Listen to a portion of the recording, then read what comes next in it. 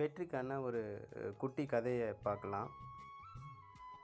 ஒரு பெரிய கோபுரத்தில் பல பல்லிகள் வசித்து வந்தது. ஒரு நாள் அந்த பல்லிகள் எல்லாம் சேர்ந்து ஒரு பந்தயத்தை நடத்துது. யார் முதல்ல கோபுரத்தினுடைய உச்சியை அடைவது என்பது தான் அதனுடைய போட்டி.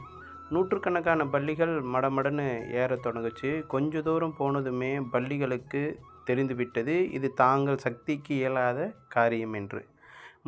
முடியவே முடியாது. பல்லிகளில் ஒரு கூட்டம் பந்தயம் தொடங்கிய சில நிமிடங்களுக்குள்ளாகவே விலகிடுச்சு பந்தயத்திலிருந்து. இன்னும் கொஞ்ச தூரம் போனதும் மீதி இருந்த பல்லிகள் கணிசமானவே விலகி போயிடுச்சு. உயரத்தை அடையும் பொழுது நமக்கு உயிர் இருக்காதுன்னு பல்லிகள் கத்துச்சு. ஒரே ஒரு பல்லி மட்டும் மூச்சை பிடித்து கொண்டு முன்னேறி கொண்டே போனது.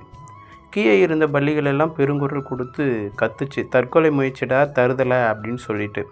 எந்த எச்சரிக்கையும் பொருட்படுத்தாமல் மேலும் சில நிமிடங்களில் உச்சியை அடைந்தது அந்த குட்டி பல்லி. எல்லா பல்லிகளுக்கும் ஆச்சரியம், எப்படி இந்த பல்லியால் மட்டும் ஜெயிக்க முடிஞ்சது அப்படின்னு. அந்த குட்டி பல்லியினுடைய அண்ணன் ரகசியத்தை எடுத்து சொல்கிறாப்புல. அந்த பல்லிக்கு காது கேட்காது. நாமும் சில நேரங்களில் இப்படி தான் இருக்கணும். வெற்றியை எட்ட நினைப்பவர்கள் எதையும் காதில் போட்டுக்கொள்ளக்கூடாது. நம்மை சிதைக்க எப்பேற்பட்ட மோசமான கருத்துக்கள் கூறப்பட்டாலும் நாம் எதையும் பொருட்படுத்தக்கூடாது. முன்னேறி போய்கிட்டே இருக்கணும்.